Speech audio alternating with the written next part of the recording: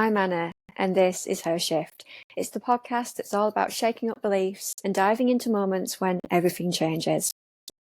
Join me as we unravel these tales of change from the little light bulb moments into pivotal, life-changing junctures. It's the journey from I never questioned this to I now believe something totally different. In every episode, we're going to embark on a journey of ordinary to extraordinary ideas, questions, and events, and also look at people who have fearlessly faced the crossroads of their why.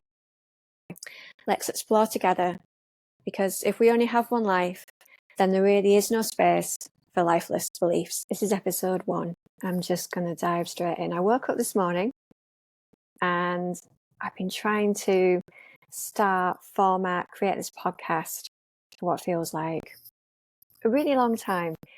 And then I think there was a set of beliefs that caused her shift to happen that were actually holding me back, as in I couldn't use the software to create this. So as I say, done is better than perfect. So here we are. So what is her shift about?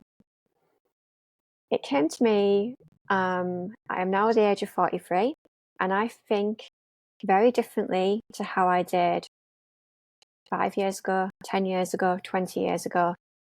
I mean, really, I might think differently than what I did yesterday. So imagine you've got this thought, you believe something about the world, about someone else, or about yourself. Something happens, bam, and now you believe something completely different. And that's what her shift is about. And I've written some notes here, so I'm putting it down too. It's all about shaking up beliefs and diving into moments where everything changes. Whether it's big or small, maybe it's mundane, maybe it's profound, something shifts, something happens, we take action, and now we're on a whole different path or a whole different place in life where we didn't think we'd ever be. It's the journey from I never questioned this to I now believe something completely different. So we're going to look at the ordinary, the extraordinary, ideas, events, and also the bravery and the courage that we sometimes have to find in ourselves to create the shift within us. I'm going to talk about my shifts, your shifts, her shift. One of the things that inspired me to do this podcast, or one of the inspirations, was I have always been captivated by the story of Tina Turner. Mainly as well because actually her real name is Anna, and yet other than the fact we're both women, we have nothing else in common regarding at all. So completely different backgrounds, completely different ethnicities, different talents, I would say, in that she was the talent and I'm yet to find mine. Just different era, different set of rules to live by. And yet I've always viewed her as such a strong, courageous, brave idol, just someone that we can learn so much from. But the single most moment that's always fascinated me, whether it's been in the film or her memoirs, is why did she wait so long to leave Ike? And why did she leave when she did? It's just, what was the shift in that moment? It's not just Tina, it's like other people's moments of why. What caused that shift? Now, I know from watching the film and reading her that they'd had a bad fight, but they had many fights. It certainly wasn't the worst fight they'd ever had. She was due to perform that night. She got to the hotel with him. He fell asleep. She looked in the mirror and something shifted in her and she's like, I cannot stay. And she fled, and she actually fled. She ran away. She left everything. In a moment. There was a shift in her that caused her to run. And yeah, I want to explore those moments. I want to explore why we do what we do as women, and what are the shifts and what causes them. And what are they the catalysts for what comes next? So obviously the title for this episode is No Shift. As in, why do we not shift for so long? Why do we not take action? What happens before the shift? And I'm just going to throw like random ideas out there, and I'm going to use previous experiences. I'm going to use insights from other people. And one of the things I've been studying recently is, now I'm obsessed with human behaviour in its primal form. I don't know why, I just find it fascinating, especially the difference between men and women, and also why, we still have certain parts of our brain do certain things in order to protect us, to keep us alive, yet we no longer need them to do that, and then it manifests in a completely different way. And often what tries to keep us safe actually hinders us. So I was reading this study, and as humans, we will rate human behaviour on 3 levels. One thing I found really interesting is we will rank the following in level of importance. Okay. So firstly, when it comes to relationships, we would of course choose a good, healthy, stable, secure relationship over anything. A lot of us don't think we're worthy of that, but that is what we would choose. That would be ideal. So unconditional love, acceptance, non-judgment, a dynamic, whether it's parental or in a romantic relationship or in a friendship, a relationship that makes us feel safe and secure, a healthy relationship. And secondly, we would rank this. And then this is when it gets interesting for me. We would then choose a beige to abusive relationship as our second choice. Now, by that, I mean, so this can be anything from beige, as in neither happy or unhappy. So, doesn't do anything for me. I don't find it particularly fulfilling, completely nurturing, but, it could be worse. Right through to the downright abusive, toxic, dangerous relationship dynamic. The reason I lump them all in the same category is because, again, we will choose that. We will choose that second place to actually not being in a relationship at all. Another reason why I group those together from beige to toxic is because it's often that the beige, the unfulfilling, the meh types of dynamics in relationship are probably what keep us stuck, because in that moment we think we could have it a lot worse. We might think we don't deserve a great relationship, but this one isn't particularly dangerous. I will wait until it gets bad, worse, before I take action. And we're not going to rate it in our head. We're not going to say, well, at this point when this happens, that's when I'm going to call it a day. We don't do that. We just always go down the line. It could be worse. And it made me think about dogs and their owners, and the fact that a dog, no matter how abusive or how mistreating they are by their owner, they will remain loyal. They would rather that than be abandoned. And isn't it crazy that as humans, we will take any relationship, absolutely any relationship with any sort of breadcrumbs or hope to it, over the idea, just the idea, of no relationship at all. It's like we just, as primarily, we have to belong. We have to be part of something. The idea of being independent or going it alone or going off into the bushes, into the wilds, is just too far-fetched. I mean, we hear other people doing it, and yet it just doesn't sit right with us. Primarily, it just doesn't seem to fit with what we would do. And this absolutely blew my mind, because it just made me think, well, yeah, I mean, we've all sat in dynamics, relationships, and situations that have either been dangerous or at the very least unfulfilling, and we've maybe moaned about them, we've maybe complained, we've maybe vented to people, our friends, even in our own heads, but we won't take action. The very thought of running away or speaking our truth or asking for something better is the reason for that no shift. And yet, that shift then does happen. It does happen at some point. When does it happen? So psychology would say it happens when the situation becomes too dangerous for us to stay. And that can either be mentally, emotionally, or indeed physically. The threat becomes too high and the body response takes over, and it often is then to flee, to run away. Because we are in such a state of survival, it's also then very common that when this shift is made, especially for the first time, it's so profound that we then, as humans, will go back if an olive branch or a hand is outreached to us. It's almost like saying, you know what you're coming back to, but you know that. So you know what it's going to be like. And that offers a degree of safety, whether it's going to be toxic safety, toxic familiar, I should say. The word is going to be toxic familiar. Is more appealing in that moment to the great unknown, to the idea of being on our own, making our own choices, not knowing what's going to happen next, not knowing what these feelings of freedom or shift are going to feel like. Shift is scary.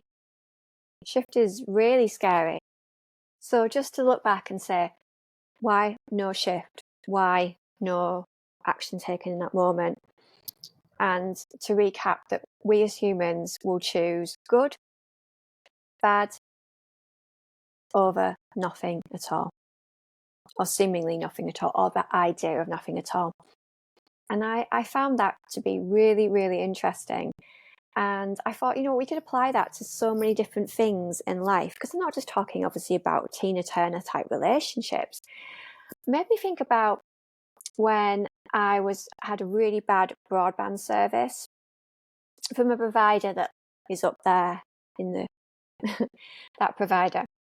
It was really bad, and it was actually every day it was being really slow. And it's I work from home, and even obviously to create a podcast or do anything online, it was becoming a massive inconvenience. I would complain to friends about it. I would complain to myself about it. Every day I would have a moan. So why didn't I do anything about it? Why did it take me months before I actually gave them the boot and moved to another broadband provider? And I've put some notes down as this why, and I thought thinking we can apply this to so much. So I've listed a few reasons as to why I stayed with my old broadband provider for so long. Instead of being faced with the opportunity to change. So my beliefs, which obviously run the show, are saying, well, I'd been with this old provider for 20 years. I was with them before Wi-Fi was even a thing. They're my first provider, my first relationship. There's a level of loyalty. And then I thought, well, I'm going to have to phone them up. I'm going to have to speak to Janice in customer service. And what if she takes it personally? I thought, I can't do that to Janice. She only works there. She's not the one that's working the Wi-Fi. I know this sounds ridiculous, but that is where my head was probably going. I was like, but then she'll be really nice. Or what if Janice turns out to be really nice? And then what if she coaxes me into staying with them for another year or 2 years on the contract? And then what if I phone up to leave the broadband provider? And then by the end of the conversation, I've actually roped into another 2-year contract, and I'm actually paying more than what I was before. And the broadband is still equally shit. I don't think I'm the only one that's had these thoughts. I then thought, if I complain, they won't like me and I'm a bad person. I then thought, what if Janice is having a particularly bad day or bad week? And then I phone up to complain, and that makes her really upset. I do actually think about these things. I then started getting into the whole, I'm so lucky to have any broadband at all. This is a first world problem. Some people haven't got enough to eat, and I'm worried about my broadband. I'm a terrible person. What if the universe sees me disrespecting my old broadband provider and then to teach me a lesson, it strikes me down with no internet at all? I just was trying to get it all out there. I thought it was important to do it that way. And then there were things like, God, what if it all goes wrong when I change over? What if I change to another broadband provider and then there's a period of time where I have no internet whatsoever, and then I have no communication skills, and then what if that affects my phone, and what if my phone then blows up? And yeah, you can see how the spiraling effects here. And then it was like, I deserve this. I deserve this shit broadband. I'm such a bad person for wanting to phone up and cancel and upset Janice in customer services. I deserve bad broadband. Okay, so what was the shift? What was the shift? When did I stop the spiraling? And we're talking serious spiraling here. The stories that have come from this, and they came from like beliefs about myself. And I'm going to talk about this in a moment. Obviously, all beliefs tend to be started in childhood. So, and I think the shift came when I was going through my finances and I was paying over £50 a month for this particular Wi-Fi service. And I live in a period house with thick walls, and that was part of the issue. And it just made me, and then I looked at it from a geography point of view and thought, actually, another provider would be better suited to the area and the house that I live in. And that's nothing personal about the broadband. It's just there is something more suitable for me.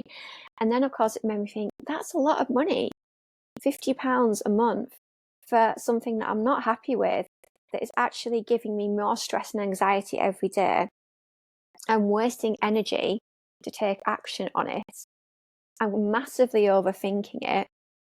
In fact, every time I complain about it to myself or friends, I'm just, why am I procrastinating to this point? It's really getting silly. And then I had to flip a switch in my head to the point that if I can't do my job, and I do need Wi-Fi to do a good job, I can't help people. And if I can't help people, I can't fulfill my purpose. And if I can't do that, actually, I'm not going to make any money, which means I'm not going to be able to pay the broadband provider in the first place.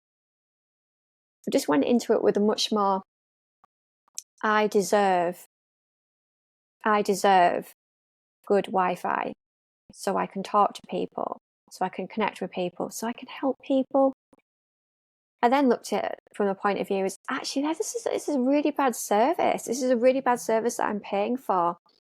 And then I imagined speaking to my friend who was going through a similar problem. What would I say to her, and how silly would it seem to me? So there were little micro shifts. There wasn't one moment as such that I can pinpoint, other than the fact that the spiraling and the thought process in my head got so ridiculous, it was time to do something about it. Now, her shift is about belief evolution and why we believe what we believe and why those thoughts change. And I thought a good point to leave this first episode on, and I'm not going to talk for too long, was the fact that I would say the majority of our beliefs come from the past. Well, they all come from the past, but majority of them come from childhood, or might have even been seemingly inconsequential at the time. So things that we thought as a child, we still now carry.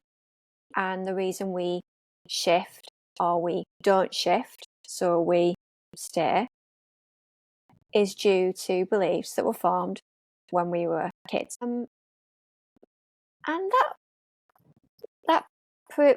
again, that was like a real sort of revelation to me. So my son is 7 years old, and he likes cars, and he sees me driving my car, and he'll ask questions about it. And he's watched TV with fast cars on it. And in his head, at 7 years old, he thinks driving is pretty much you get into a car, you turn it on, you press go, and you can drive. In his head, therefore, he believes he can drive. And if I gave him permission to drive my car, he would give it a go without question, because he thinks he can drive my car. So my 7-year-old son believes that he could drive my car.